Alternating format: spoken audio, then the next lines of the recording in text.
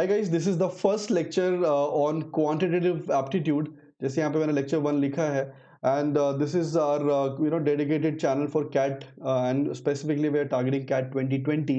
तो जो पहला जो टॉपिक हमने चुना है वो है नंबर्स. ठीक है, जैसे आप सामने देख भी पा रहे हैं नंबर्स 1 लिखा है मैंने, यानी कि this is the first topic जो आप नंबर्स में आज पढ़ेंगे. ठीक है ना, इस तरह के आपको लगभग 7 टॉपिक्स देखने को मिलेंगे इस पूरे सीरीज में. मेरी सलाह शुरू में ये रहेगी कि प्लीज इस पूरे सीरीज को go by the sequence. If you start reading from the middle or start with a particular video from the middle, then things would start to get confusing for you. ठीक है, so to avoid all that, just follow this entire series. So go from 1 to 7.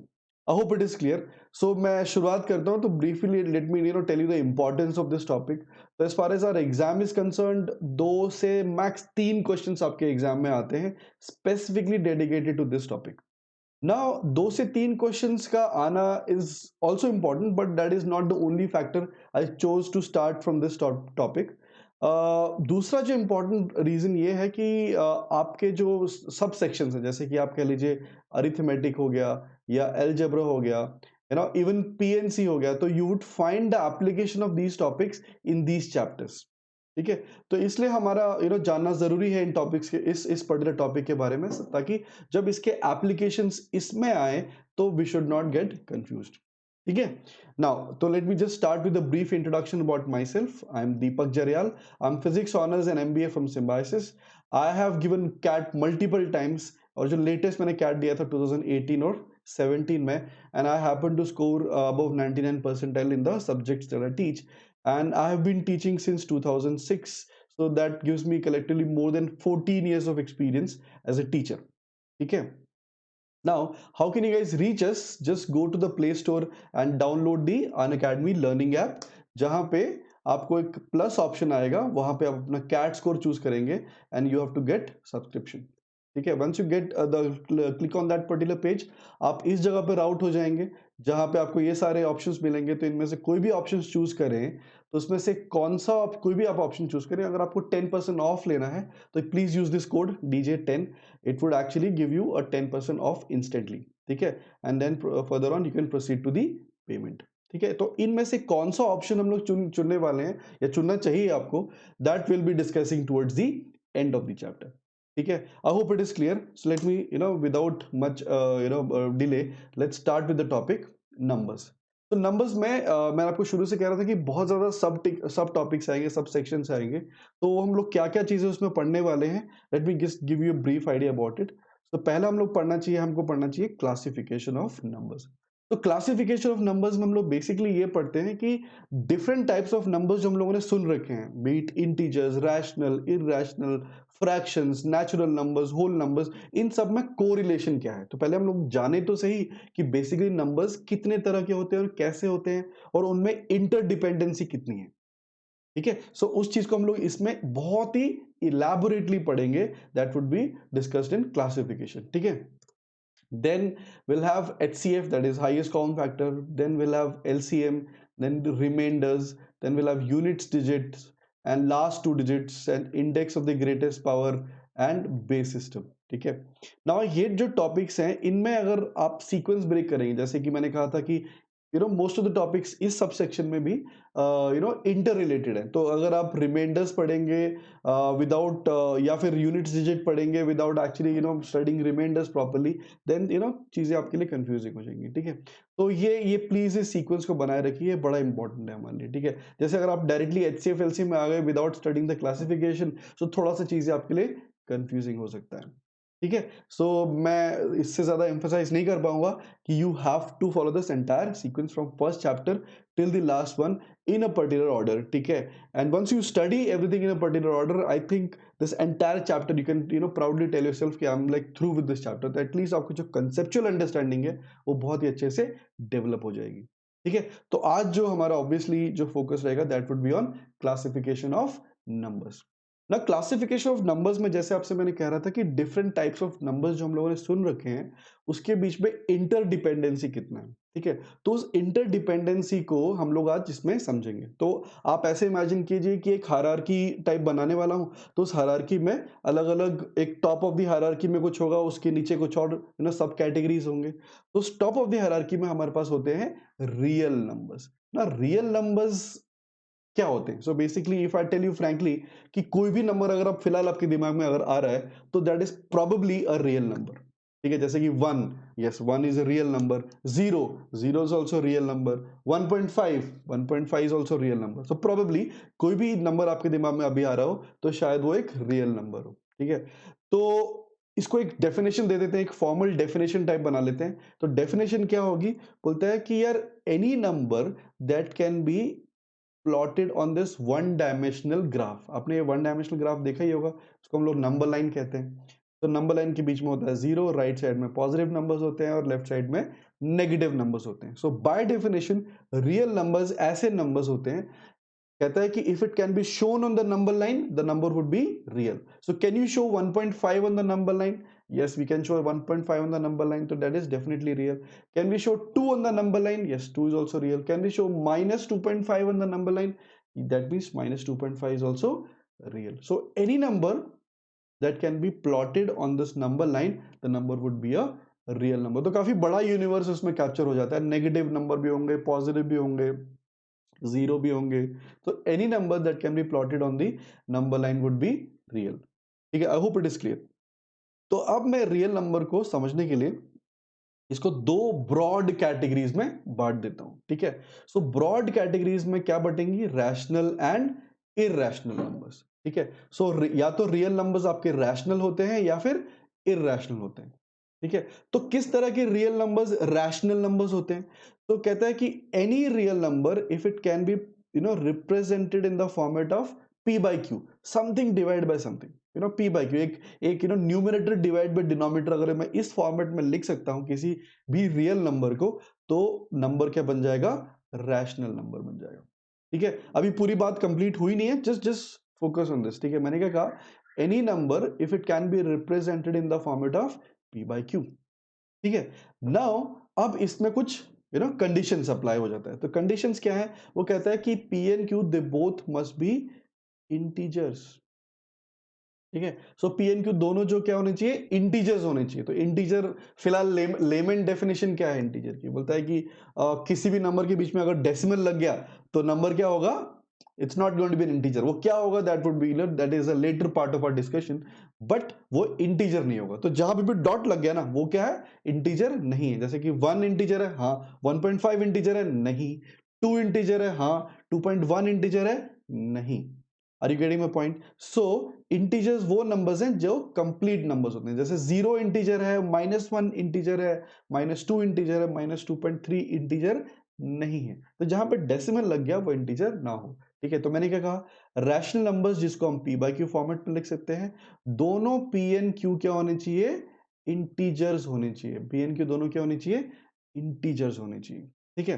Now क्योंकि मैंने कहा कि zero भी एक integer है, तो यहाँ पे एक कंडीशन इंपॉर्टेंट ध्यान रखना जरूरी है कि क्यू जीरो ना हो, राइट।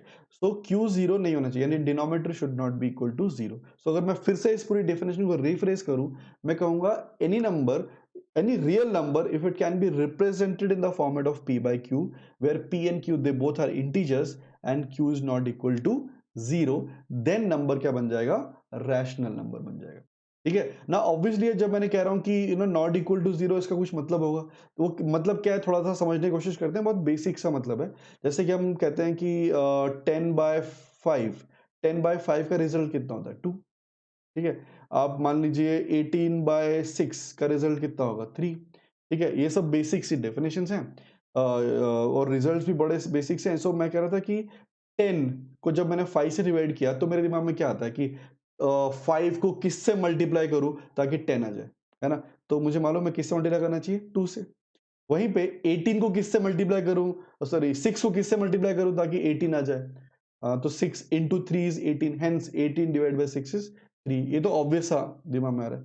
वहीं पे मान लीजिए, अगर मान लीजिए ऐसा होता है 18 डिवाइड बाय 0, तो अकॉर्डिंग टू जो अभी तक हम लोगों ने पैटर्न समझा है उसके अकॉर्डिंग क्या बना कि जीरो से आप क्या मल्टीप्लाई करेंगे, जीरो से आप क्या मल्टीप्लाई करेंगे to get 18. Can we multiply anything with 0 to get 18? So 0, we know that 0 into anything is 0, right? So 0 into anything अगर 0 है तो 18 तो कभी नहीं बनेगा ना. Lot of people tell me कि इसका आंसर is infinity, बट जानते हैं कि ये समझ में आ गया कि ये गलत है, क्योंकि अगर 18 डिवाइड बाय 0 अगर हम लोग मान रहे हैं कि infinity है, इसका मतलब क्या हुआ कि 0 into infinity is equal to 18 ना, राइट, यही मतलब हुआ ना. तो zero into infinity is not 18. We all know zero से कुछ भी चीज मल्टीप्लाई होगी, result would always be zero. तो it would not make any sense. तो division by zero does not make any sense, right. It's like saying कि यार 18 chocolates हैं, जाओ 0 बच्चों में बांट दो, ठीक है. So it does not make any sense. तो वो कह रहा है नॉट डिफाइंड. तो not defined, so when ever any number is divided by zero it is not defined, ठीक है.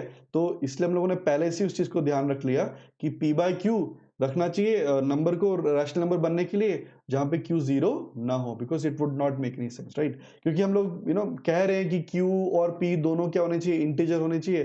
तो इसलिए कैविएट लगाना बहुत जरूरी है कि क्यू जो है जीरो ना हो. I hope it is clear, right. So ये हो गई आपके रैशनल नंबर की छोटी सी डेफिनेशन, ठीक है. So let me just give you एक थोड़ा सा एग्जांपल्स. आप देखिए कि टू रैशनल नंबर है कि नहीं. तो हम जानते हैं टू होता है 2/1, या फिर कई तरीके से 100/50 भी तो होता है, या फिर 40/20 भी तो टू होता है. So, since 2 can be represented as p by q, where q is not equal to 0, hence 2 is definitely rational. तो मैं p by q फॉर्मेट अगर दे पा रहा हूं तो डेफिनेटली रैशनल है, ठीक है. अभी देखते हैं क्या 1.5 रैशनल है ना. 1.5 यार एक ही टेस्ट है. तो test for rationality is if you can represent it in the format of p by q, number would be rational. तो क्या 1.5 को p by q फॉर्मेट में लिख सकते हैं? आई थिंक लिख सकते हैं एज लेट्स से 3/2 और 15/10. ये तो बहुत इजी हो जाएगा. या फिर 9/6. ये सारे इनके रिजल्ट्स क्या होते हैं 1.5. तो ये सारे क्या है p by q's ही हैं. सो सारे p by q's ही हैं, तो यानी कि और q जीरो भी नहीं है, यानी कि डेफिनेटली क्या है, रैशनल है, ठीक है. तो ये दोनों जो एग्जांपल्स हम लोगों ने यहाँ लिए वो सारे क्या है, रैशनल नंबर्स हैं, ठीक है. नाउ मेरे दिमाग में एक और नंबर टाइप आ रहा है 0. मान लीजिए 1 बार. 0.1 बार का बेसिक अंडरस्टैंडिंग क्या है. 0.1 बार का मतलब होता है 0.1111 इन्फिनिटी तक चल रहा है. तो 0.11 जब इस तरह से इन्फिनिटी तक चल रहा है तो हम लोग क्या रिप्रेजेंट कर देते हैं, बार. इसका p by q फॉर्मेट क्या होगा, ठीक है. तो मैं इमेजिन करने के लिए ऐसा सोच लेता हूँ कि 0.1 बार इज इक्वल टू, अब हम जानते हैं इस मैथ्स में जिसका कोई नहीं होता उसका कौन होता है, क्या होता है, x, ठीक है. सो 0.1 बार को मैंने मान लिया मैंने x, ठीक है. नाउ 0.1 बार और x मेरा मान लीजिए एक representative of 0.1 bar as it's p by q form, ठीक है. ये उसका p by q फॉर्म है, ठीक है ना. जो भी मैं यहाँ करने वाला हूँ it's a very standard operating procedure, it's nothing new, ठीक है. तो मैं दोनों तरफ ना यहाँ पे 10 से मल्टीप्लाई कर देता हूँ, तो मेरे पास क्या बन जाएगा 10x, और यहाँ बन जाएगा 1.1 बार, ठीक है. तो जैसे मैंने कहा स्टैंडर्ड ऑपरेटिंग प्रोसीजर है, ठीक है. यही करना है हर टाइप के क्वेश्चन में. तो x है और यहाँ पे 10x है, तो मैं इसको मान लीजिए फर्स्ट इक्वेशन और इसको सेकंड इक्वेशन. तो I will subtract the first equation from the second one. So 10x minus x would give us 9x, और यहाँ बन जाएगा 1. तो therefore x would be how much guys, 1/9. I hope it is clear. तो ये x तो 1/9 है और x तो 0.1 बार भी है, यानी कि 0.1 बार का p by q फॉर्म क्या हो गया, 1/9, ठीक है. तो it is definitely p by q format of 0.1 bar. Now वहीं पे सवाल होता अगर मान लीजिए पैटर्न ऐसे रिपीट कर रहा होता, तो जैसे कि 0.23 बार. तो 0.23 बार का p by q क्या होगा. तो फिर से मैं इसको x मान लेता हूं. आपने छोटा सा चीज ऑब्जर्व किया होगा यहाँ पे कि यहाँ पे the bar was over a single digit value, right. तो मैंने दोनों तरफ किससे मल्टीप्लाई किया, 10 से. यहाँ पे since the bar is over two digit numbers 2 and 3, तो किससे मल्टीप्लाई होगा ऑब्वियसली यहाँ पे विद 100, ठीक है. तो मैंने यहाँ पे 100 से मल्टीप्लाई कर देता हूँ, तो क्या बन जाएगा 100x, और यहाँ पे क्या बन जाएगा 23 इधर आ जाएगा. सो 223.23 बार. वही स्टैंडर्ड ऑपरेटिंग प्रोसीजर है, मैं आपसे कह ही रहा था. तो I will subtract this equation from this equation. So 100x minus x would give us 99x, और यहाँ पे क्या बन जाएगा 23. तो x क्या बन जाएगा इस 23/9. यस और नो, तो ये उसका क्या बन जाएगा, p बाय क्यू फॉर्म। तो ये दोनों जो नंबर्स हैं 0.23 बार और 0.1 बार, ये दोनों नंबर्स भी रैशनल नंबर्स है क्योंकि इनके p बाय क्यू फॉर्मेट्स मुझे मिल गए। ठीक है, नाउ इनके p बाय क्यू फॉर्मेट्स पे अगर आप ध्यान दें तो यहाँ पे the bar was over a single digit, इसलिए I divided by one single nine. यहाँ पे the bar is over two digits, इसलिए I divided by two nines. तो पैटर्न बना लेता हूँ कि अगर मैं मान लीजिए ऐसा नंबर होता है 0.123 बार, ठीक है, तो 0.123 बार का p बाय क्यू फॉर्म क्या होगा, क्योंकि the bar is over three digits तो I divide by three nines, तो ये उसका p बाय क्यू फॉर्मेट हो जाएगा। ठीक है, तो अगर कोई नंबर रिकर भी कर रहा है, रिपीट भी कर रहा है, जैसे मैंने जो अभी एग्जांपल्स लिए, तो भी उनका p बाय क्यू फॉर्मेट बनाना बहुत आसान हो जाएगा। Just divide them with as many number of nines that are shown. I hope it is clear guys. ठीक है, तो ये सारे जो एग्जांपल्स मैंने लिए 2, 1.5, 0.1 बार, 2, 3 बार, ये सारे जो एग्जांपल्स हैं, इन सारे एग्जांपल्स में ना मैं फिर से 2, 1.5, 0.1 बार, 0.23 बार, ये सारे एग्जांपल्स क्या है, रैशनल नंबर्स हैं। ठीक है, ना इन एग्जांपल्स को अगर आप फिर से ध्यान से देखें, मैं इनको ना पुरानी वाली स्लाइड में जाता हूँ एक बार। ठीक है, अब अपने एग्जांपल्स ध्यान रखिएगा। ठीक है, तो एग्जाम्पल्स जब मैंने ध्यान रखे तो मैंने ये देखा कि यार 2 और 1.5 ये दोनों नंबर क्या हो रहे हैं ना, ये दोनों नंबर्स मतलब they are like end, they have ended, right. तो जब मैंने 2 को 2/1 लिखा था या 1.5 को 3/2 लिखा था, तो व्हेन आई डिवाइडेड 2/1 तो द डिवीजन गॉट टर्मिनेटेड, मतलब खत्म हो गई, there is no remainder, right. Remainder 0 आ गया तो आगे आप फर्दर डिवाइड नहीं कर सकते।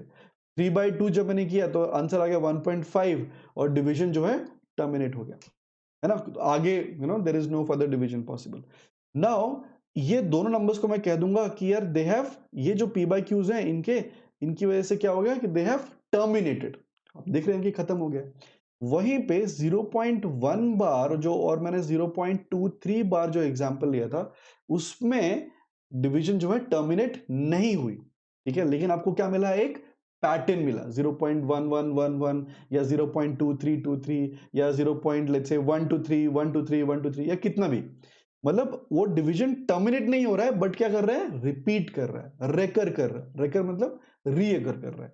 बट है तो सारे, ये सारे एग्जांपल्स क्या हैं, रैशनल नंबर्स ही हैं। तो रैशनल नंबर्स को मैं डिफाइन भी कर देता हूं, मैं कहता हूं कि दे आर आइदर टर्मिनेटिंग, है ना, जैसे कि 2 और 1.5 थे, और रेकरिंग, ये ठीक रहेगा। ठीक है, या तो वो खत्म हो जाते हैं या फिर रिपीट करते हैं। ठीक है, अगर वो खत्म हो गए या रिपीट करें तो उनका वो क्या बन जाएंगे, रैशनल नंबर्स बन जाएंगे।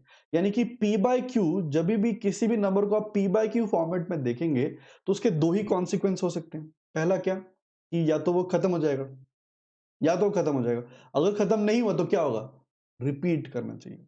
ठीक है, so that is how rational numbers are defined. ठीक है, now will look at irrational numbers.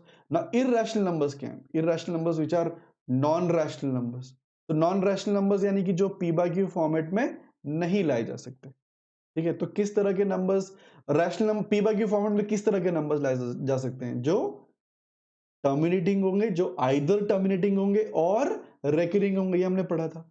तो p बाय क्यू फॉर्मेट में जो नहीं आएंगे वो कैसे होंगे, वो होंगे नॉन टर्मिनेटिंग,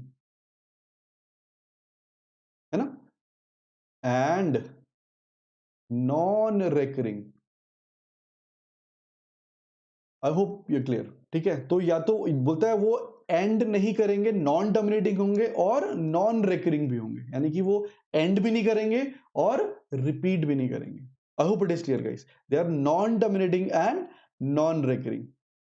ठीक है, तो या तो वो खत्म भी नहीं होंगे और रिपीट भी नहीं करेंगे। ठीक है, तो जैसे कि एग्जांपल ले लेता हूं मैं, लेट्स से √2, √2 की वैल्यू कितनी होती है, 414।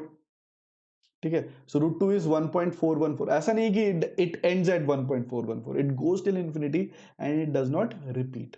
ठीक है, तो which is actually a characteristic feature of something irrational number. Irrational numbers क्या होते हैं, non terminating and non recurring. तो √2 मुझे लग रहा है कि इररेशनल है ना, क्योंकि it is non terminating and it is non recurring also, यानी कि वो एंड तो नहीं करेगा, ऊपर से वो जो भी आपको बार बार नंबर देगा वो भी नया टाइप का नंबर होगा, 1.4 1436, ये नया टाइप के नंबर्स मिलते रहेंगे। You would never get a pattern at any stage.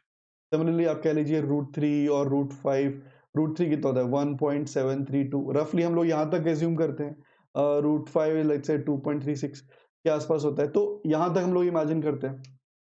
तो ये सारे नंबर्स क्या हैं, इररेशनल नंबर्स हैं, because they are non terminating and non recurring.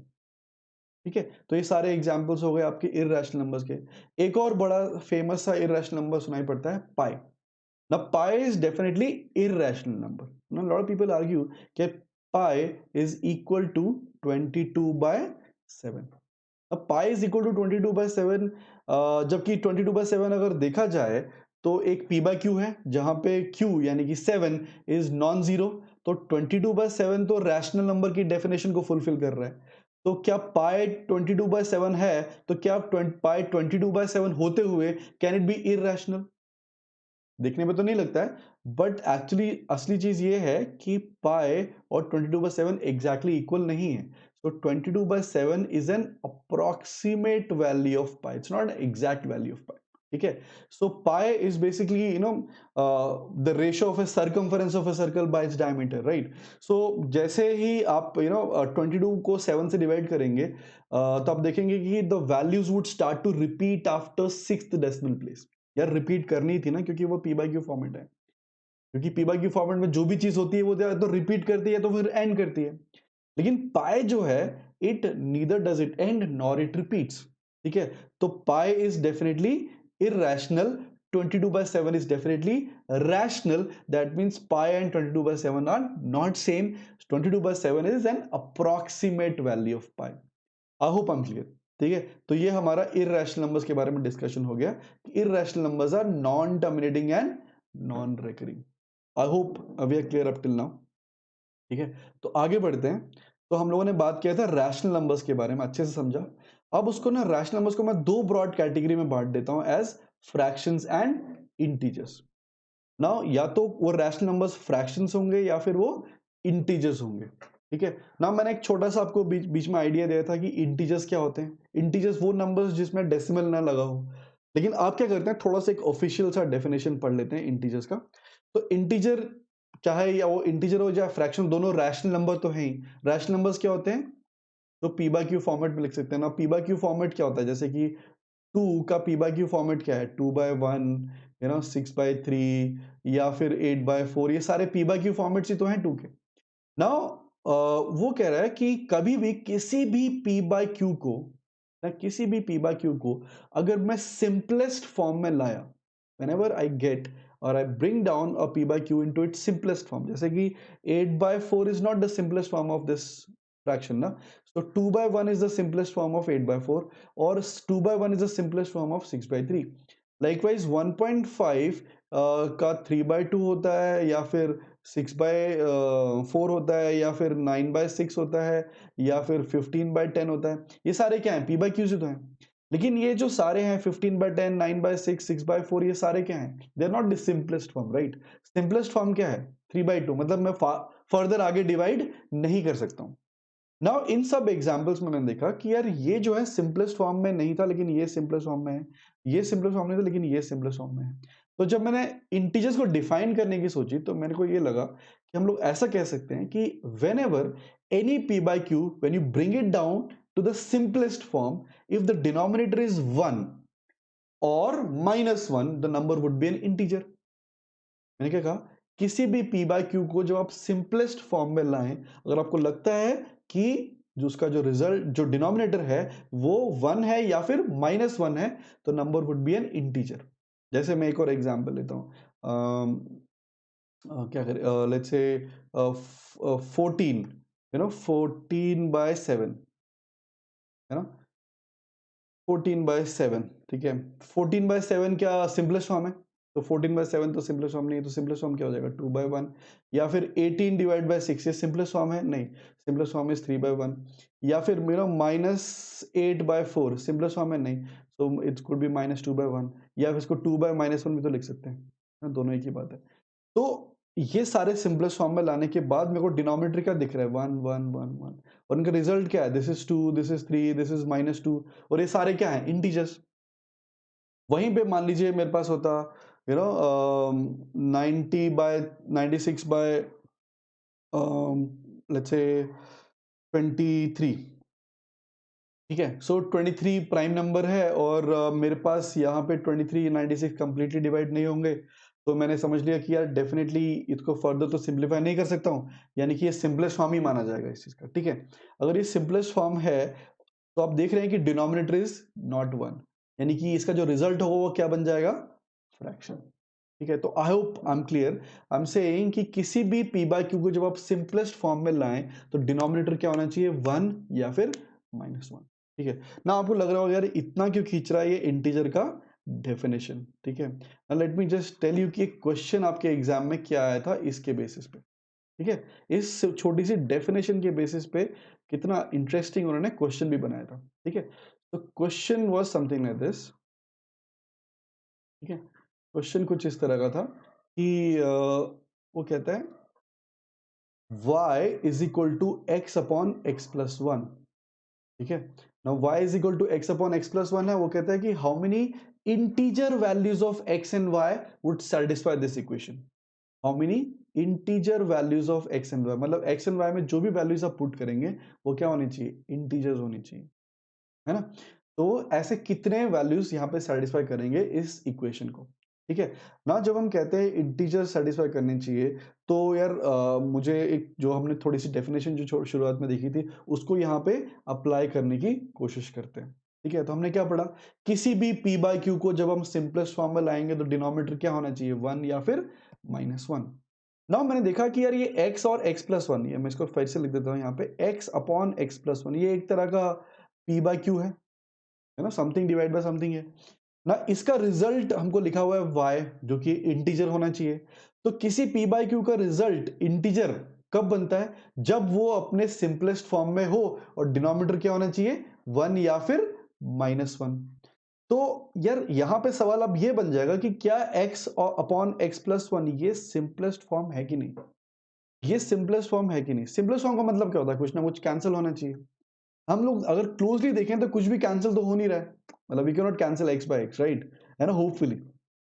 तो पक्का है ना, definitely. So x and x और x को हम लोग कैंसिल नहीं कर सकते, ठीक है। एट द सेम टाइम अगर आप थोड़ा सा ऑब्जर्व करें कि x और x प्लस 1 है, यानी कि ये दोनों कंसेक्यूटिव नंबर्स ही तो हैं, x और x प्लस 1, और कंसेक्यूटिव नंबर में कभी भी कुछ भी कॉमन नहीं होता है, यानी कि ये पक्का जो फॉर्मेट बनाया है p बाय q, ये डेफिनेटली क्या है, सिंपलेस्ट फॉर्म ही है। तो जब ये सिंपलेस्ट फॉर्म है तो इसका रिजल्ट इंटीजर कब बनेगा, अगर डिनोमिनेटर क्या होना चाहिए, 1 या फिर -1, यानी कि x प्लस 1 should be 1 और x plus 1 should be -1, ठीक है। Now having said this, so x plus 1 जब 1 होगा तो x क्या बन जाएगा, 0। जब x plus 1 -1 बनेगा तो उस केस में x क्या बन जाएगा, -2। हम जानते हैं गाइस जब x 0 होगा तो 0 अपॉन एनीथिंग, तो y भी क्या बन जाएगा, 0। ना वहीं पे जब x -2 होगा तो -2 अपॉन -1, तो y क्या बन जाएगा, 2। तो मेरे पास दो सॉल्यूशंस मुझे दिखाई दे रहे हैं, 0,0 एंड -2,2। तो ये दो सॉल्यूशंस हम लोग कैसे निकाल पाएगा, इस कैसे निकाल पाए, with a very basic definition of integers. और गाइस मैंने आपको शुरू में कहा था ना कि इस टॉपिक के एप्लीकेशंस कहाँ-कहाँ मिल रहे हैं, मतलब दिस इज हार्डकोर एक अलजेब्रा क्वेश्चन दिखाई देता है at the first instant, but यहाँ पे उसने इंटीजर वैल्यूज पूछ लिया तो there is a bit of application of integers as well, ठीक है। तो हम लोग इंटीजर के डेफिनेशन में बहुत अच्छे से क्लियर हो गए कि इंटीजर्स क्या होते हैं, किसी भी p बाय q को जब हम सिंपलेस्ट फॉर्म में लाएंगे तो डिनोमिनेटर क्या होना चाहिए, 1 या फिर -1।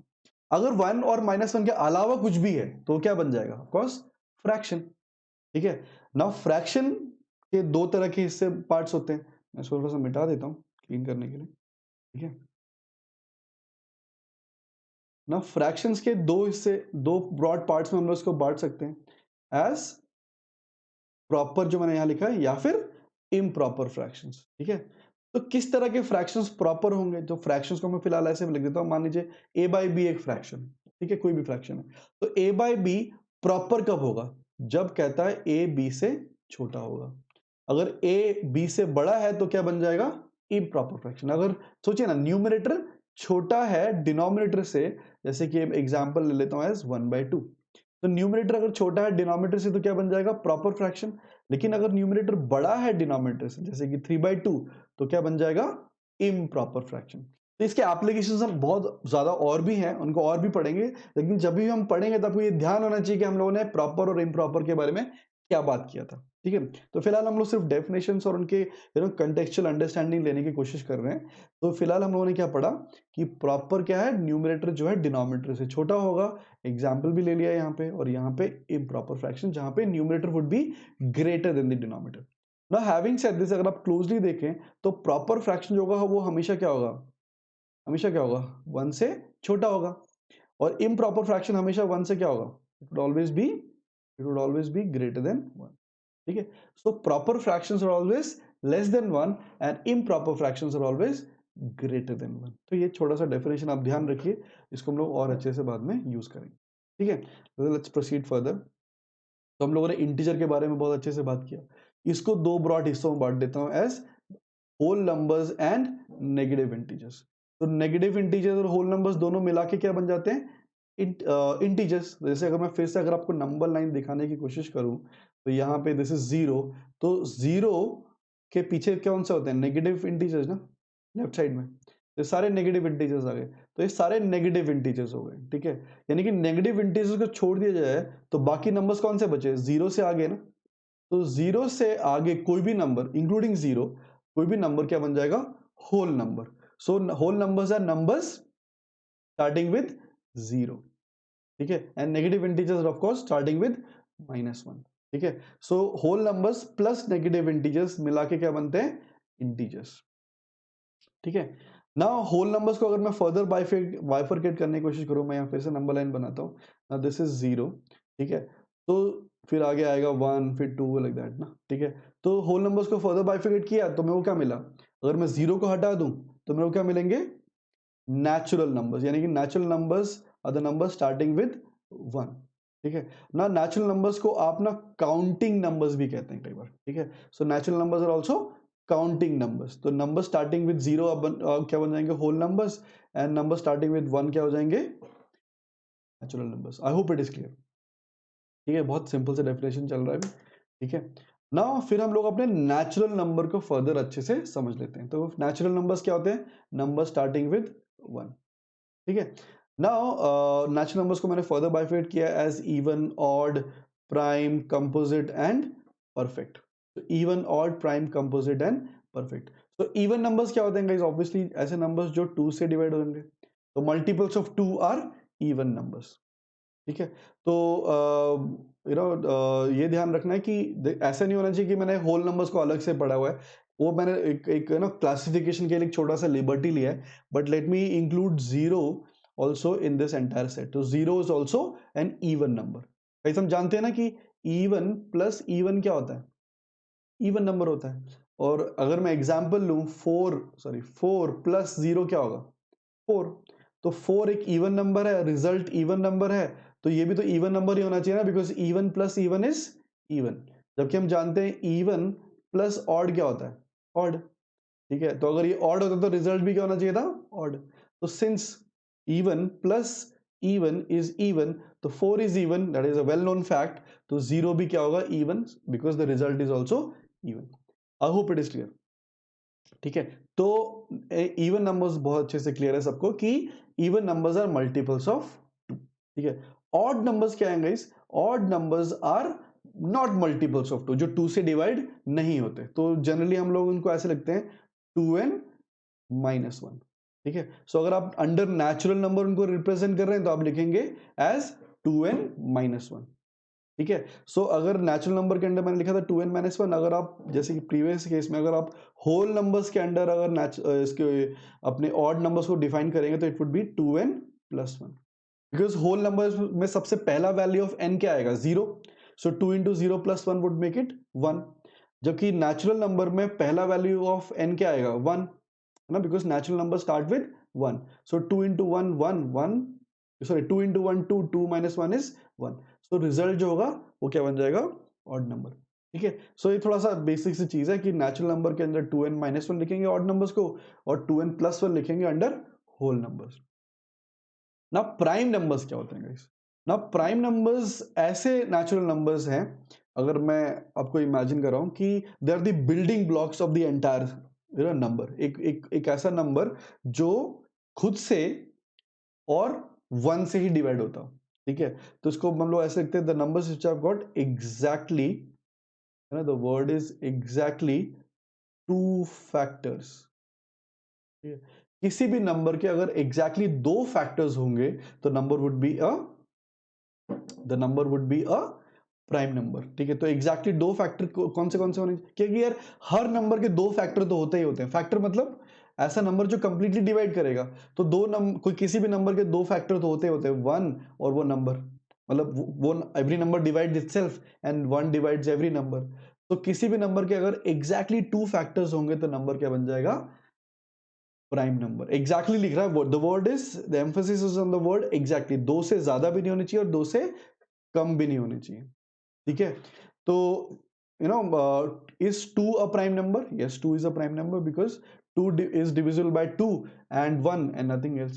So 2 is definitely a prime number. In fact, 2 is the only even prime number, है ना? 2 is the only even prime number. Now guys tell me, क्या 1 prime number है? Is 1 a prime number? Now 1 के कितने factor होते हैं? Every number divide itself and it is divisible by 1, right? So इसके दो फैक्टर, तो अब दो अलग अलग फैक्टर तो नहीं दिख रहे हैं ना, ठीक है? So 1 is not a prime number, ठीक है? So 1 is not a prime number. So prime numbers क्या है? Which have got exactly two factors. The first prime number is 2 and 2 in fact is the only even prime number, ठीक है? Now और जो चीज आपको प्राइम नंबर के बारे में जाननी चाहिए वो ये है कि every prime number except 2 and 3 can be expressed in the format of 6k plus और minus 1। Every prime number except 2 and 3, 2 और 3 को छोड़ के हर प्राइम नंबर 6k प्लस और माइनस 1 के फॉर्मेट में लिख सकते हैं। बट यहां पे एक छोटा सा कैविएट है गाइस, वो थोड़ा सा उस पर ध्यान दीजिए। मैं कह रहा हूं every prime number can be expressed as 6k plus और minus 1, but every number that is written in this form is not necessarily a prime। यानी कि किसी भी प्राइम नंबर को दिखने के लिए, कोई किसी भी नंबर को प्राइम नंबर देखने के लिए ये एक क्या है, एक नेसेसरी कंडीशन है, but not sufficient condition, it's not sufficient. जैसे कि एग्जांपल लेते हैं, let's start putting the values for के। सो अगर आप के मान लीजिए 1 पुट करेंगे तो 6 इंटू 1 6 प्लस 1 क्या बन जाएगा? 6 इंटू 1 प्लस 1 बन जाएगा 7 and minus 1 would give us 5। तो 5 एंड 7 मिलेंगे जो दोनों प्राइम नंबर्स हैं। जब हम के 2 रखते हैं तो 12, सो 6 into 2 12, 12 minus 1 is 11 and 12 plus 1 is 13। तो 5 7 11 13, अगर आप काउंट करेंगे तो सारे प्राइम नंबर्स अभी तक आए, तो 5 के आगे हम सारे प्राइम नंबर्स काउंट कर रहे हैं, कोई भी प्राइम नंबर अभी तक मिस नहीं हुआ है। K, if I keep 3, so 6 into 3 18, 18 minus 1 is 17 and 18 plus 1 is 19। तो ये भी प्राइम नंबर्स आ गए, तो वो अभी तक तो ठीक ही चल रहा है। If I put K as 4, तो 6 into 4 24, 24 minus 1 is 23, but 6 into 4 plus 1 is 25। Now 25, it is a well-known fact that it is not a prime number, ठीक है? तो ऑल्दो मैं 25 को इस फॉर्मेट में लिख पाया, लेकिन 25 is not a prime number. आप ये मान के चलिए कि हर प्राइम नंबर इस फॉर्मेट में आएगा ही आएगा, लेकिन एक्सेप्ट 2 and 3, वो शुरू में हम डिस्कस कर चुके हैं। लेकिन कोई भी नंबर जो इस फॉर्मेट में आया वो जरूरी नहीं है कि प्राइम नंबर हो। तो आई होप आने वाली क्लासेस में आप सिर्फ इस प्रॉपर्टी को ध्यान रखेंगे कि every prime number can be expressed in the format of 6k plus और माइनस 1, ठीक है? Now I think it is clear. और एक और चीज, जो थोड़ी सी बेसिक चीज आप ध्यान रख लीजिए कि in the first 100 natural numbers there are 25 prime numbers. तो शुरू के जो 100 नेचुरल नंबर्स है उसमें आपको कितने प्राइम नंबर्स मिलेंगे? देर आर 25 प्राइम नंबर्स, ठीक है? Because they don't follow any pattern यार, तो this is something that we are suppose to know already, ठीक है? So there are 25 prime numbers in the first 100 natural numbers, ठीक है? So even odd prime यहां तक क्लियर है, ठीक है? So let me just wipe up थोड़ा सा, ताकि अपने कंपोजिट नंबर के लिए जगह बने, ठीक है? तो कंपोजिट नंबर्स क्या है? तो हम लोगों ने प्राइम नंबर समझे, तो आप एक किसी भी कंपोजिट नंबर को ना आप ऐसे इमेजिन कीजिए कि इट्स अ वॉल, ठीक है, कोई कंपोजिट नंबर है, एक वॉल है, तो उस वॉल को बनाने के लिए जो ब्रिक्स चाहिए होंगे ना, वो है प्राइम नंबर्स, ठीक है। So composite numbers is a wall, और उस वॉल को बनाने के लिए मुझे क्या चाहिए, प्राइम नंबर्स, ठीक है। मैं कहना क्या चाह रहा हूं, पहले थोड़ा सा डेफिनेशन ले लेता हूं। कंपोजिट नंबर्स, क्योंकि प्राइम नंबर्स क्या थे, the numbers which have got exactly two factors, और कंपोजिट नंबर्स क्या है, which have got more than two factors, ठीक है। सो कंपोजिट नंबर्स क्या है, मोर देन टू फैक्टर्स, ठीक है। तो जिनके यार दो फैक्टर तो हर किसी नंबर के होते हैं, तो अगर दो से ज्यादा किसी नंबर के फैक्टर हैं तो वो नंबर क्या है, कंपोजिट नंबर है, ठीक है। तो जैसे कि फॉर एग्जांपल आप ले लीजिए 6 हो गया, या 12 हो गया, या 25 हो गया, या 21 हो गया, या इनफैक्ट 120 हो गए, सारे नंबर्स क्या हैं, कंपोजिट नंबर्स हैं, बिकॉज इनको दो से ज्यादा नंबर्स डिवाइड करते हैं, they have more than two factors. But मैं बात कर रहा था गाइस, इनको हम लोग आप एज अ वॉल अगर इमेजिन करेंगे इन सारे नंबर्स को, और मैंने कहा था इनके जो बिल्डिंग ब्लॉक्स हैं वो क्या है, वो क्या है, प्राइम नंबर्स हैं। जैसे आप देखेंगे 6 क्या होता है, 2 into 3, तो 2 multiplied by 3 would give us how much guys, 6, और 2 and 3 दोनों क्या हैं guys, प्राइम नंबर्स। तो 6 कैसे बना, 2 और 3 को कंबाइन करके, ठीक है। तो एक 2 और एक 3 वुड गिव अस 1 6। वहीं पे 12 को भी अगर मैं ब्रेक डाउन करूं तो आप देखेंगे 2 स्क्वायर इंटू 3 इज 12, तो मुझे दो 2 चाहिए और एक 3 चाहिए टू गेट 112, ठीक है। तो इसके बिल्डिंग ब्लॉक्स क्या हो गए, दो 2 और एक 3। 25 क्या हो गया, 5 स्क्वायर। 21 क्या हो गया, है ना, 21 है ना, तो 21 क्या हो गया, 3 इंटू 7। ये सारे नंबर्स क्या हैं अंदर, जो अगर आप डाइसेक्ट कर रहे हैं जब इस कंपोजिट नंबर को, अंदर क्या मिल रहे हैं गाइस, आपको प्राइम नंबर्स।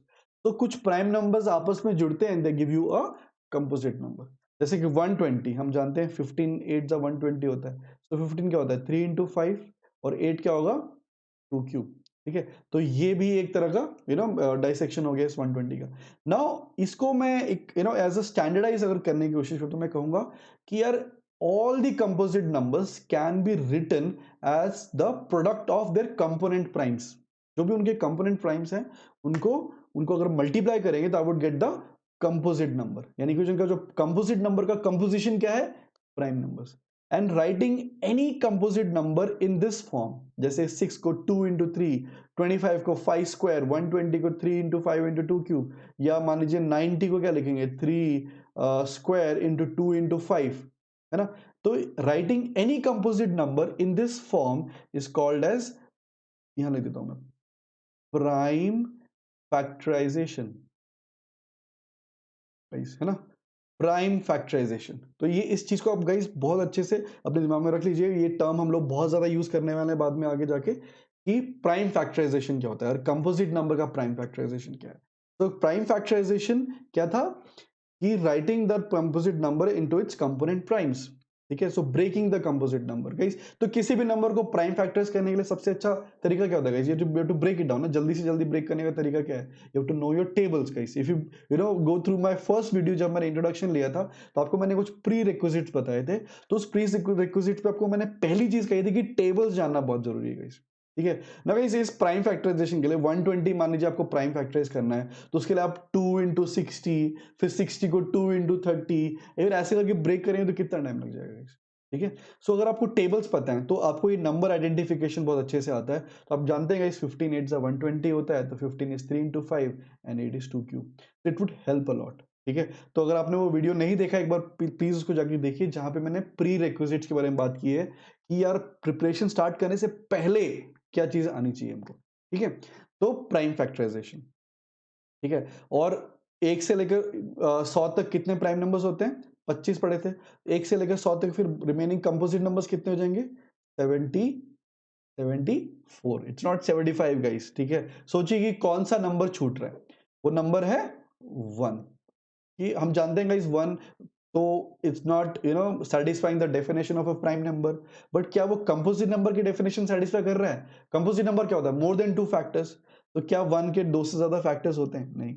तो 1 is neither prime nor composite, ठीक है, तो ये आपको ध्यान रखना है कि 1 is neither prime nor composite. तो गाइस कई बार लोग बोलते हैं कि जो नंबर्स प्राइम नहीं होते वो कंपोजिट होते हैं, तो थोड़ा सा ये इसमें गलती ये है, 1 would actually create a problem for you. ठीक है, तो आगे जाके जब आपके कुछ ऐसे क्वेश्चंस बनते हैं या फिर आप पीएनसी में कई बार इस तरह के क्वेश्चंस बनते हैं कि set of non prime numbers, तो नॉन प्राइम नंबर्स में से आप कई बार 1 भी चुन लेते हैं, तो set of non prime numbers, set of non composite numbers.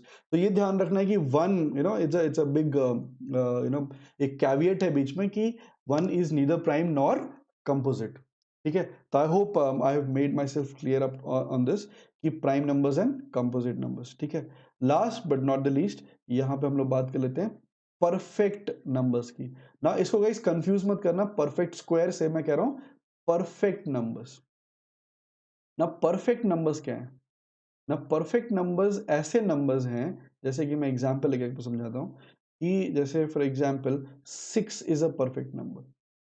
6 एक परफेक्ट नंबर क्यों है? ठीक है, बोलता है कि किसी भी नंबर को हम लोग परफेक्ट नंबर तब बोलेंगे अगर उसके फैक्टर्स का सम, जैसे कि फैक्टर्स क्या है 6 के, 1 2 3 एंड 6, ये सारे फैक्टर्स हो गए। तो किसी भी नंबर के अगर फैक्टर्स का सम, इफ इट इज कितना है यहाँ पे 1 + 2 + 3 + 6 कितना होता है 12। ठीक है, सो 12 क्या हो जाएगा 2 × 6। ठीक है, बोलता है कि किसी भी नंबर 6 के फैक्टर्स का सम कितना बना 12। बोलता है if it is twice the number, if it is twice the number would be a perfect number. किसी भी नंबर के फैक्टर्स का sum if it is twice the number would be a perfect number. जैसे कि 28, 28 perfect number है क्या? Let's check. Factors क्या है 1 2 4 7 14 28। सम कितना है? गाइस करने की जरूरत नहीं, मैंने एग्जांपल लिया है तो डेफिनेटली आप बोल सकते हैं 56। ठीक है, सो 56 is how much guys? Twice of 28। तो क्योंकि 56 भी ट्वाइस ऑफ 28 है, तो यानी कि which is 2 times the number है, तो नंबर क्या बन जाएगा? एक परफेक्ट नंबर। ठीक है guys, I hope it is clear. तो किसी भी नंबर के अगर फैक्टर्स का sum if it is twice the number would be a perfect number. ठीक है, तो इसको ना एक जनरल तरीके से भी दिखा सकते हैं। तो general expression of a perfect number is basically 2 to the power of k - 1 multiplied by 2 to the power of k - 1, है ना? वेयर इंपॉर्टेंट है guys, where k is prime, यानी कि इस एक्सप्रेशन में जब भी आप k यानी कि प्राइम वैल्यू पुट करेंगे, मतलब रैंडम कोई भी नंबर नहीं पुट करना है, कोई भी नेचुरल नंबर पुट नहीं करना है, k would always be prime. तो जब भी you would always substitute a value of a prime number up here, the result would always be a perfect number. जैसे आप एग्जांपल भी ले सकते हैं, if I put k as 1 put कर सकते हैं क्या? नहीं, ऑब्वियसली नहीं, because 1 is not a prime number. k कहां से स्टार्ट करते हैं? Let's start with 2। So 2 k जब 2 होगा तो 2 - 1 would become 1, so 2 to the power of 1 is 2, and this is k is 2, so 2 to the 4 and 4 minus 1 is 3, so 2 into 3 would give us 6 is the perfect number। जब k 3 रखिए तो k 3 कितना होगा? 3 minus 1 is 2, so 2 to the power 2 is 4 and 2 to the power of 3 is 8, 8 minus 1 is 7, तो 4 into 7 would give us कितना guys? 28। तो इस तरह के आपको perfect numbers आते जाएंगे if you put k as the prime number up here। ठीक है, तो ये ध्यान रखिए इस k would always be take the form of a prime value। ठीक है, I hope this classification is pretty much clear. और इसमें कुछ भी डाउट है तो प्लीज आप कमेंट बॉक्स में लिखिए कि कौन सा इशू आपको क्लियर नहीं है, या फिर इसके अलावा आपको लगता है इसमें और चीजें आप ऐड कर सकते थे या सब्ट्रैक्ट कर सकते थे, do also let us know. ठीक है, तो let's look at the entire classification once again. तो उसके लिए मैंने आपको एक नंबर लाइन दिखाना बहुत जरूरी है, बिकॉज एंटायर सेट जो है रियल नंबर के ऊपर बेस्ड था। और रियल नंबर्स क्या क्या डिस्कस किया था हम लोगों ने? Any number that can be represented on the number line. और सब कुछ जितने भी हम लोगों ने नंबर्स पढ़े सारे क्या थे? रियल नंबर्स ही थे। ठीक है, तो 0 हो गया यहाँ पे सारे क्या हो गए? Positive numbers. यहाँ पे क्या सारे हो गए? Negative numbers. और ये क्या हो गए? 1 2 3, ये सारे क्या हो गए? इंटीजर्स। -1 -2 ये क्या हो गए? Negative integers. और ये क्या हो गए? -½ 1 1.5 1.5 2.5 3.5 सारे क्या हो गए? फ्रैक्शंस हो गए। इनफैक्ट हम लोगों ने ये पढ़ा था कि फ्रैक्शंस, ऐसे फ्रैक्शंस जो 1 से छोटे होंगे वो क्या होंगे? प्रॉपर फ्रैक्शंस होंगे। जो 1 से बड़े होंगे वो क्या होंगे? इम्प्रॉपर फ्रैक्शंस होंगे। ठीक है, सो ये हो गई बात आपकी रियल नंबर्स के बारे में। ठीक है। सो रियल नंबर्स क्या थे, जो भी नंबर इस नंबर लाइन पे आएंगे, तो ये नंबर लाइन देख के हम समझ जा रहे हैं कि कौन सा नंबर कहाँ पे प्लेस हो रहा है। ठीक है, दैट इज, ये तो एग्जाम्पल लिया है, इसके अलावा भी और आप छोटे छोटे कितने भी हिस्सों में ब्रेक कर सकते हैं इस नंबर लाइन को। ठीक है, तो before we go let me just give you, इसको मैं फिर से हटा के पूरा एक बार फिर से आपको मैं वो दे देता हूँ क्लासिफिकेशन कि how does it look the entire entire जो हम तक हमने पढ़ा, ताकि कोरिलेशन भी समझ में आ जाए। ठीक है, तो कोरिलेशन के लिए मैंने क्या करा, ये पूरे पूरे मैंने एक साथ ही दिखा दिया। सो we've got real numbers as rational and irrational, rational numbers as fractions and integers, and fractions as proper and improper, integers as negative, and whole numbers as zero, and natural numbers as even, odd, prime, composite and perfect। तो ये जो classification है, तो हम लोग इसके through एक समझ सकते हैं कि every irrational number is real, every integer is rational, every fraction is also rational, every whole number is an integer, every whole number is rational, every natural number is a is a positive integer, right. Right, so whole numbers के under सारे numbers आएंगे। तो इस तरह से you can have a look at this chart, और आपको एक प्रॉपर बाइफिकेशन जो है हर पूरे इस चैप्टर के लिए, जो आगे हमको बहुत जरूरत पड़ेगी, आपको समझ में आ जाएगी फ्रॉम दिस पर्टिकुलर फ्रेम। ठीक है, so I hope it is clear. So एक छोटा सा कैट क्वेश्चन लेने की सोची थी मैंने। तो कैट क्वेश्चन था, सो दैट एवरीथिंग इज, आपको मैं थोड़ा सा एप्लीकेशन दिखा पाऊँ उसका। तो कहता है कि क्वेश्चन कहता है how many 4 digit perfect squares exist whose first two and last two digits are same। ठीक है, तो कैट क्वेश्चन क्या कह रहा है, ये कैट 2007 का एक क्वेश्चन है। ठीक है, तो just to tell you the context जो अब तक हम लोगों ने पढ़ा, इसका एक शॉर्टर वे भी है, बट उस शॉर्टर वे को समझने के लिए आपको परफेक्ट स्क्वायर बहुत अच्छे से पता होना चाहिए। बट फिलहाल that is not the idea, shorter वे समझना अभी फिलहाल हमारा आइडिया नहीं है। अभी will be entirely focusing on the entire conceptual way of solving this question। ठीक है, तो इस क्वेश्चन के थ्रू अगर हम लोग कुछ और भी निचोड़ सकते हैं तो और भी अच्छा हो जाएगा।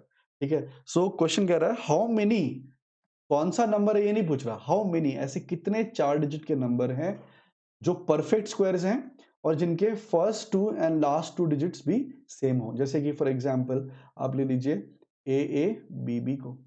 ठीक है, सो ए बी बी जिसके first two digits and last two digits are same and the number happens to be a perfect square. तो वो कह रहा है ऐसे कितने नंबर एग्जिस्ट करते हैं। ठीक है, so I think if you can tell me the answer to this particular question, next class में will start with this particular question.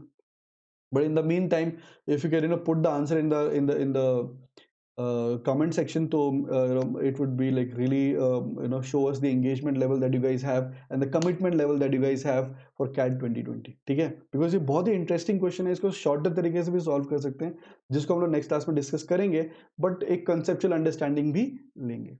ठीक है, नाउ तो अपने मैं इस चैनल के बारे में आपको बता देता हूँ फिर से कि we've started this channel on 7th of August and in this we'll be discussing all the areas and strategies।